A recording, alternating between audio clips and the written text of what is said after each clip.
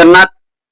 हम वो राधा माधव भाई जो है अभी गो रखे की घूम रहे हैं, ये लोगों ने जो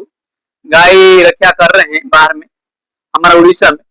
लेकिन ये लोग को पता करना चाहिए कि भाई जो मोदी सरकार है अभी बाहर ओमान में जो लाइसेंस लेके आया हलाल काट के देगा बाहर के लिए,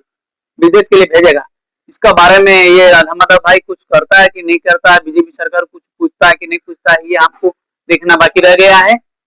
हम देखेंगे राधा माधव भाई आगे क्या कर सकते हैं। अभी ये जो लाइसेंस लेके आए हैं सर्टिफिकेट ओमान से बीजेपी सरकार, इसके बारे में क्या बोलेगा और सरकार को क्या पूछेगी, ये सब कमेंट में आप लोग बताइए। और ये जो सही कर रहे हैं कि गवर्नमेंट गलत कर रहा है और बीपी एक्सपोर्ट वाले को लाइसेंस दे रहा है, और हमारा इंडिया में बहुत सारा आदमी जो गोरक्षा वाले हैं वो गोरक्षा करते हैं, लेकिन ये लोग जो है सर्टिफिकेट बाहर देश से लाके और गोरू बेच रहे हैं और बीफ एक्सपोर्ट करते हैं। इसका बारे में हम वो भाई को पूछना चाहते हैं कि इसका बारे में सरकार को क्या पूछेगा,